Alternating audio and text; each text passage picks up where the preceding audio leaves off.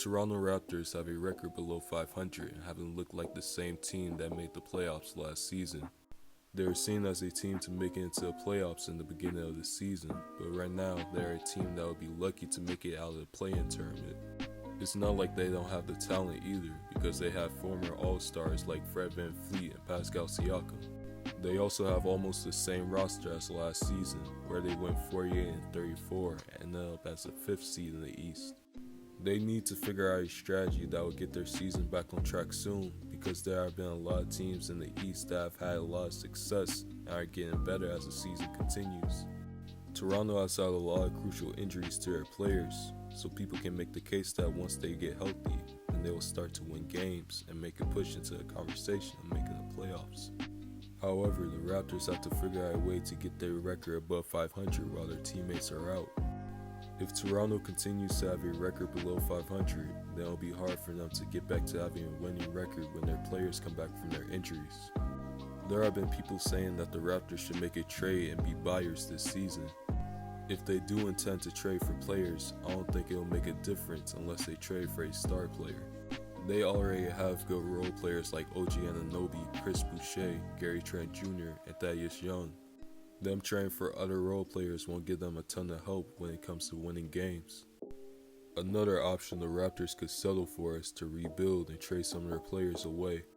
If they decide to do this, then I think they will receive a lot of good stuff in return because they have so many good players that can benefit other teams.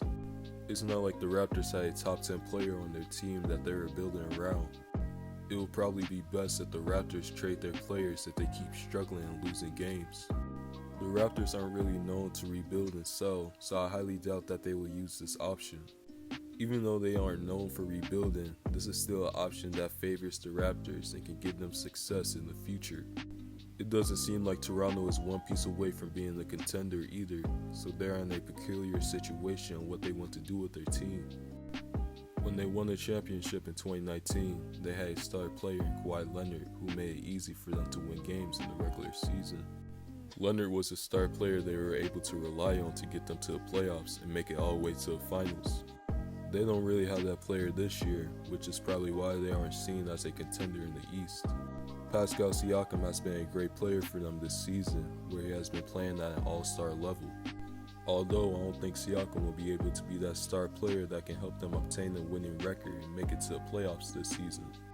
Right now they are on the border of being a team in the play-in tournament and being in the NBA draft lottery, so they have a choice on whether they want to contend or rebuild.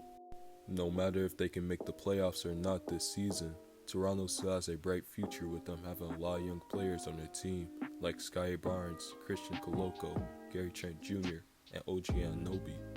I wouldn't be too worried if I'm the Raptors, because they have the players and draft picks to build upon their roster and set themselves up to contend in the East in the future.